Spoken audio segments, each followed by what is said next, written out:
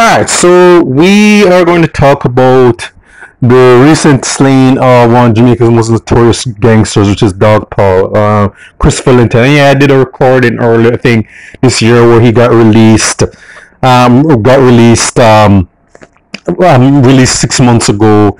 And yeah, I predict anybody who had since predicted, either Dog Paul's either going to be back in a jail cell, or they're going to be burying him.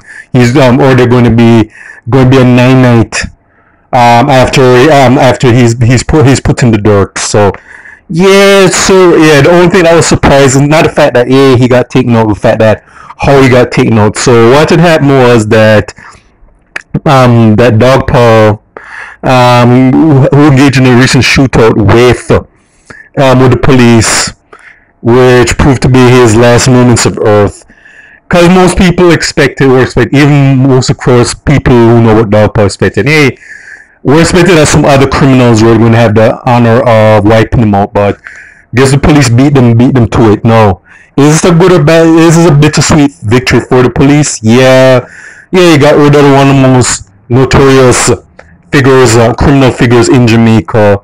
But yeah, you can guess that there's going to be backlash against the police, because a lot of the so-called human rights groups, some various residents across Jamaica are going to be demonizing the police, and they're going to basically be saying that, hey, Dog Paul was, despite the fact that he had a lot of blood in his hands, this guy was a harp stringing angel, that he's a paragon of virtue. Yeah, I've said that before, many of these recordings prior to this, that he was pure as wind-driven snow, that he walked on water, that he made fish loaves and bread out of baskets. There's the usual stuff, that he was an angel, that he was one of God's angels that was put on Jamaica. Yeah, the usual scene. And the thing is, the undertones of trying to humanize Dog Paul have already started. But as I said, that this is the way I see it with Dog Paul, is that, was it surprising? As I said, no. Am I surprised that there's going to be a moment to say that Dog Paul was unjustly murdered and that the police were the villains? Of course. Because I think he may have his attorney who said this dumb shit, that saying that Dog Paul was failed by society, that he could have been this and that, which are basically code words for, like I said, like who didn't deserve his death, that he was the bad person overall. I mean, various people who have been victims or relatives of his victims would beg to differ, but these people like that are not going to pay that any mind, and they're going to basically trying to paint him as one of Jesus's disciples. And I think, and I want to mention this, a particular baby mother who is well known, who's like the daughter of a very prominent figure in Jamaican society. Yeah, she knows who she is. And even she was low-key caping and said, "Oh, I'm gonna miss Dog Paul," even though she knows that this guy was devil incarnate. But it just goes to show you that is part of the reason why people like Dog Paul are allowed to be created and flourish in Jamaica, because there's a society and a mindset that humanizes and glorifies people of that caliber, which encourage them to say, hey, even though I'm going down the wrong path, I'm basically at the top of the list of terms of women who women want to be with or be under the sack with, and many men aspire to be with me. And we don't aspire to be lawyers, scientists, engineers, social workers, people who can actually contribute something useful to society. We're encouraged to emulate those who pick up guns, make bodies drop, and all sorts of other criminal activities that are to be looked down upon. But again, unfortunately, Jamaica, as well as the rest of the world's mindset, is that outlaws are to be honored and romanticized. Straight shooters, you know what I mean, are to be laughed, ridiculed, or exploited. Yeah, because we can all bet that if Dog Paw Christopher Linton had been anything other than a criminal, like I said, has been a pastor, a lawyer, a scientist, if Dog Paw discovered the cure for cancer and actually helped old ladies across the street. I did all kinds of virtuous moral things. Yeah, I'm pretty sure that a lot he wouldn't get the same type of ratings that he does. Say, yeah, it's boring. We ain't really try to aspire or lift him up though, because that's not part of Jamaica's culture.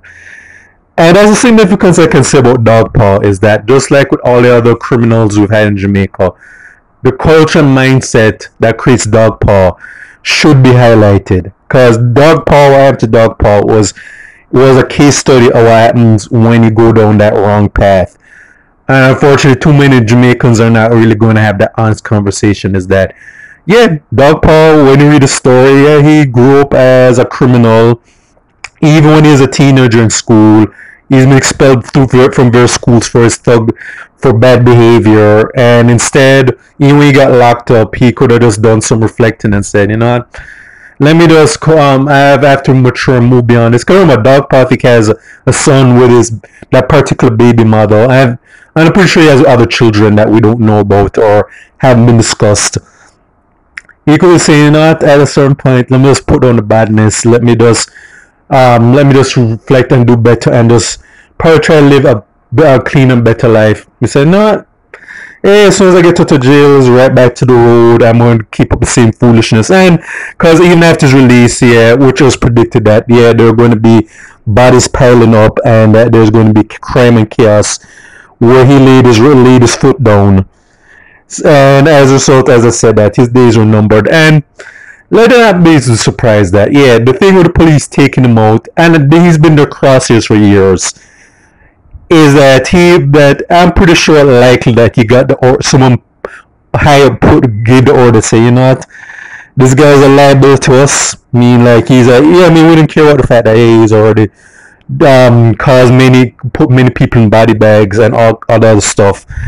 Yeah, he no longer shows any use. He's just a nuisance. He's overstayed his welcome. Yeah, let's just put him with Perky Boy, Bun Waste, OJ, and all the other criminals that are or in the depths of hell with their master Satan. Yeah, time to reunite him with the criminals down in Satan's underworld. I wouldn't be surprised if that happened. That they always want to take him out, but once they got that particular order to take him out, yeah, let's just take it, cause yeah. Now, don't be mistaken. The thing with Dog Paw is that, and I don't say it as someone who has a degree in criminology. I'm not a detective. I don't work in the JCF. I understand human nature very well.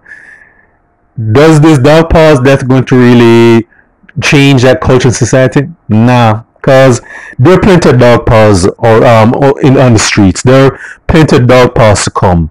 It didn't begin with him. It's not going to end with him, because even in this area and these other areas, they're just going to look at it and say, oh, okay, one criminal is gone. I mean, like, either we're just going to just glorify the next criminal who's just as bad or worse than Dog Paw, or we're just going to be our son, or even worse is that we're going to lionize Dog Paw in passing. Because I won't be surprised at this point that so many supporters are going to be blocking the roads and burning car tires, saying that, oh, this is a grave injustice that Dog Paw got. Yeah, and to be, yeah, expect that to happen, because they say that proverbial train is never late to the station. But I said this recording to say, yeah, like I said, it ended how most people ended. Yeah, most people expected that there's going to be some other criminals who didn't Dog Paw, which would have led to some retaliation back and forth between these gangs. Because there's still some of these people loyal to Dog Paw who want revenge, and are going to probably take it out on some people, just to kind of satisfy their bloodlust. Alright, but the end of the day is that Dog Paw, many others, this is a reflection of the culture and society mindset of Jamaica, because many of us don't want to have that honest conversation with ourselves that, hey, we don't really want to talk about how Dog Paw was created. Yeah, he started out as a bad seed, and I can probably guess that he didn't have the proper guidance of people around his life that encouraged him to take a better path. which make like many of these other criminals act. Because Dog Paul, I'm pretty sure Dog Paul could have been anything like probably a scientist, engineer, a lawyer, or a construction worker, something that would really be productive to society. But he's a result of a culture that glorifies and romanticizes criminality. And that's a real takeaway I want our fellow Jamaicans to take away from this. It's not about Dog Paul the person. It never is about the person. It's what the person symbolizes, and what that person, what kind of society and culture that said person is the end result of. And that's something for Jamaicans, ones who have more backbone and sense to think about. Alright, so this is the end of my recording. So this is for State of Jamaica in the Caribbean. Check out my YouTube pages, Miles Goodson Fern, Miles Productions with Thoughts and Miles. And that's it.